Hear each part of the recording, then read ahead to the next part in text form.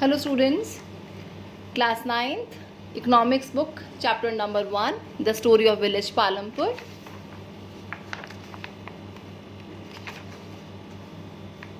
The story of village Palampur. Before beginning the chapter, we will discuss about the flow chart of this chapter. Flow chart में first point है introduction का. In introduction, we will read what we are going to read in the whole chapter, what we are going to discuss in whole chapter. Then village Palampur. Where is village Palampur situated? What are the facilities given to village Palampur and what are the problems they are facing? Then organization of production. When we talk about production of anything, we required 4 things.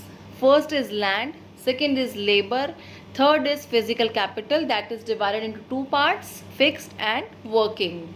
Then last is human capital. Then farming in Palampur, non-farming activities. There are 2 types of activities in Palampur. We can divide the activities of Palampur into 2 parts. First is farming and second is non-farming.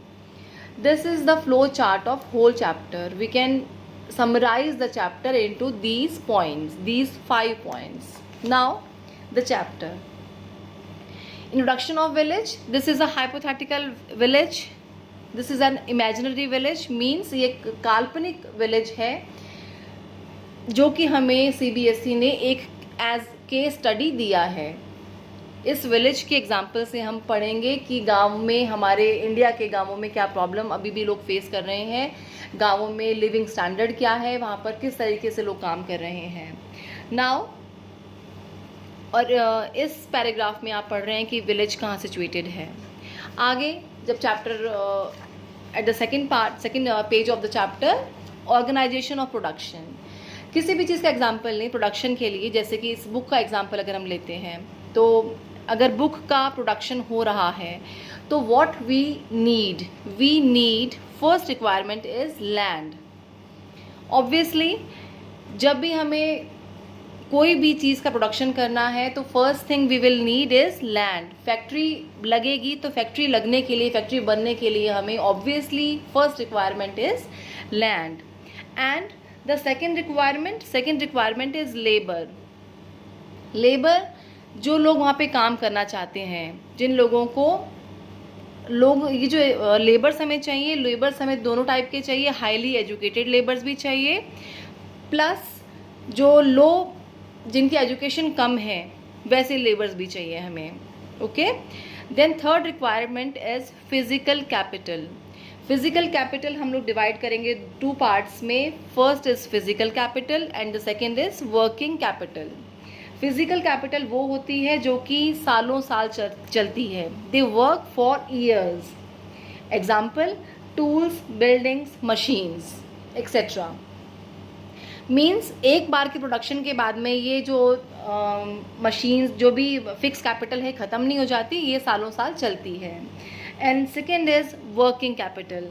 Working capital वो होती है जो which are used up in production, जैसे कि money और raw material जो है हमने एक बार प्रोडक्शन कर दिया तो ख़त्म हो गया. नेक्स्ट प्रोडक्शन के लिए हमें अगला रॉ मटेरियल चाहिए. नेक्स्ट प्रोडक्शन के लिए हमें नेक्स्ट रॉ मटेरियल चाहिए होगा. एंड अमाउंट ऑल्सो, कि हम जो भी लेबर्स हैं, चाहे वो हाई क्लास मैनेजर टाइप होंगे उनको भी सैलरी देनी होगी, लो क्लास लेबर होंगे उनको भी सैलरी देनी होगी.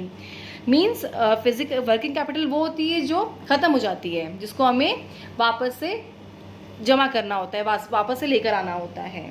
नाउ ये चारों पॉइंट्स मिलके land, labour, physical capital and working capital, ये चारों मिलकर ऑर्गेनाइजेशन ऑफ प्रोडक्शन बनते हैं. They are factors of production. इन चारों को कंबाइनली हम लोग फैक्टर्स ऑफ प्रोडक्शन कहते हैं.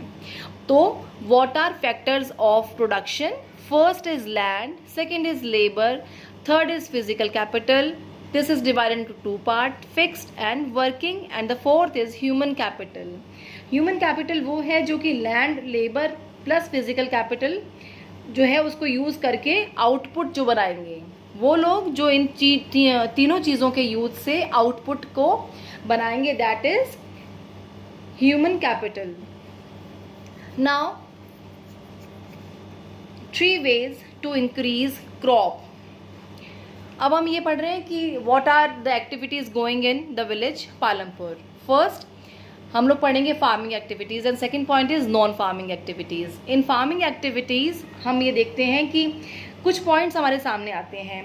First point is land is fixed, means जो लैंड है वो लिमिटेड है, लैंड को बढ़ाया नहीं जा सकता। अगर हम प्रोडक्शन, ऑब्वियसली कोई भी इंसान अगर काम कर रहा है अपने प्रोफेशन को, अपनी लिविंग स्टैंडर्ड को बढ़ाने के लिए, अपनी कमाई करने के लिए, तो वो चाहता है कि उसकी कमाई सालों साल बढ़े।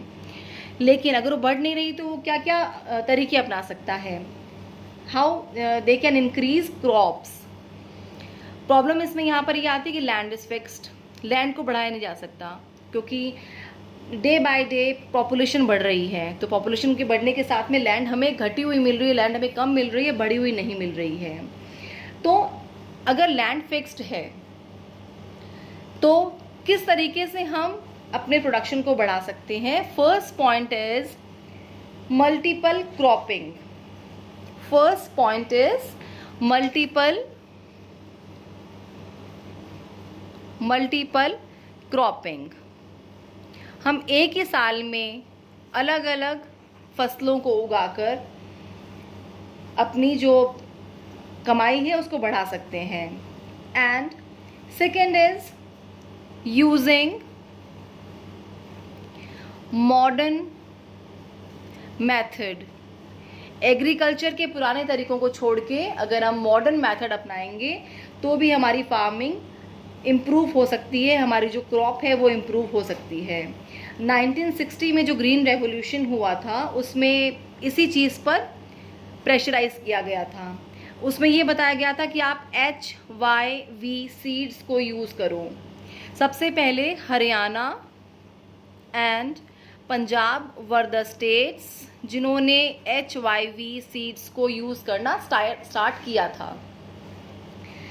सबसे पहले इससे वीट और राइस की क्रॉप को बहुत फ़ायदा मिला था।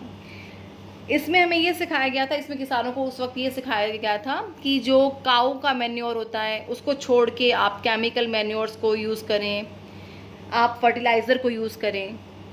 उससे क्या हुआ कि जो वीट और राइस की जो क्रॉप है वो बहुत अच्छी हुई थी। Then using, third point is using modern farming machine. Means आप ट्रैक्टर्स यूज़ करें, ट्यूबवेल्स यूज़ करें या थ्रेशर्स यूज़ करें। जो एग्रीकल्चर के पुराने मेथड्स हैं, पुरानी मशीन्स हैं, उनको छोड़ दें, आप हल की जगह आप ट्रैक्टर यूज़ करें। तो इसके नेगेटिव इफेक्ट भी कुछ सामने आए। ऑब्वियसली जब आप केमिकल यूज़ करेंगे या आप एक ही ज़मीन से आप ज़्यादा प्रोडक्शन की उम्मीद करेंगे तो नेगेटिव इफेक्ट भी सामने आएंगे इसके। उससे हुआ क्या था कि जो HYV सीड्स हैं, जो HYV सीड्स हैं, ये इनको पानी की ज़्यादा ज़रूरत पड़ती है, ज़्यादा पेस्टिसाइड चाहिए इनको, ज़्यादा फर्टिलाइजर्स चाहिए इनको। प्लस जो लैंड थी उसका भी जो फर्टिलिटी है वो काफ़ी लो हो गई थी। प्लस जब आप ट्यूबवेल से इरिगेशन करते हैं तो जो वाटर लेवल है वो बहुत नीचे चला जाता है, below the ground water level बहुत नीचे हो जाता है। ओके अब ये सब जो क्रॉपिंग है, ये क्रॉपिंग कौन करेगा? क्रॉपिंग करेंगे फार्मर्स। फार्मर्स होते हैं 4 टाइप के, landless and small farmers, medium farmers and large farmers. Landless farmers जो है they are labours who work in the field of in the farm of large farmers. और small farmers वो हैं इनका number सबसे ज़्यादा होता है पर लैंड इनके पास सबसे कम होती है, इनको मनी की ज़रूरत रहती है।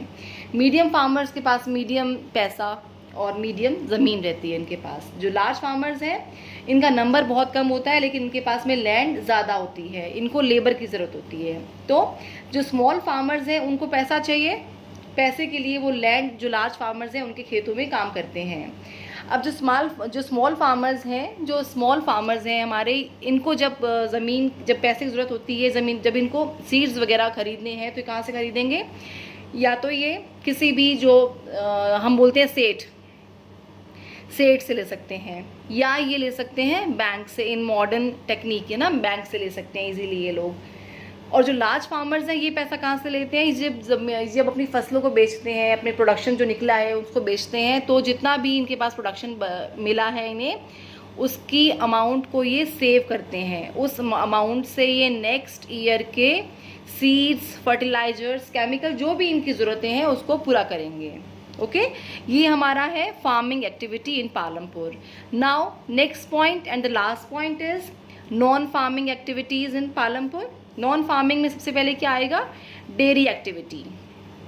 जो हम लोग थैलियों में दूध पीते हैं ना, सरस वगैरह का, अमूल का दूध, तो ये कहाँ से आता है? ये डेयरी एक्टिविटीज़, ये गांवों की एक्टिविटीज़ से आता है।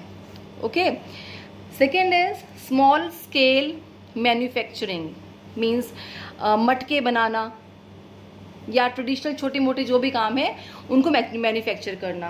Third point is shopkeeping. गांव में, जो पालमपुर गांव है, वहाँ पे दुकानदार भी हैं जो छोटा मोटा सामान बेचते हैं, उसको बेचने के बाद में अपना वो लाइवलीहुड चलाते हैं। And fourth is transportation, means rickshaw चलाना, ट्रक चलाना, उस गांव में जो भी ज़रूरत होती है उसमें सामान को लाने ले जाने के लिए, पीपल को लाने ले जाने के लिए जो भी एक्टिविटीज़ करनी होती है, दैट इज़ कॉल्ड ट्रांसपोर्टेशन। तो हमने इस चैप्टर में हमने पूरा ये पढ़ा है कि फार्मिंग इन पालमपुर, जहाँ पे हमने पढ़ा कि लैंड फिक्स्ड है, लेकिन फिक्स लैंड से ज़्यादा फ़ायदा कमाने के लिए हम क्या क्या तरीके अपना सकते हैं। Then is there a way one can grow more from the same land, कि जैसे आपने पढ़ा कि 1960 में जो ग्रीन रेवोल्यूशन हुई थी उसके द्वारा ज़्यादा क्रॉप मिल सकती है हमें। Okay, will the land sustain, जब ज़्यादा केमिकल यूज़ करते हैं, जो 1960 की ग्रीन रेवोल्यूशन थी उसका जो नेगेटिव इफेक्ट आया था HYV सीड्स को यूज़ करने के बाद में, कि जो केमिकल यूज़ किए थे हमने, उससे लॉस ऑफ सॉइल फर्टिलिटी हुई थी, depletion of the water table हुआ था। देन जो फार्मर्स हैं, 4 टाइप के फार्मर्स हैं, उनके बीच में लैंड डिस्ट्रीब्यूशन है पालमपुर विलेज के अंदर। Okay, and the last is non farming activity, dairy, shopkeeping, transportation, that is the fast developing sector. This is your whole chapter. I hope all the questions you can solve easily. Now go through the chapter. Thank you.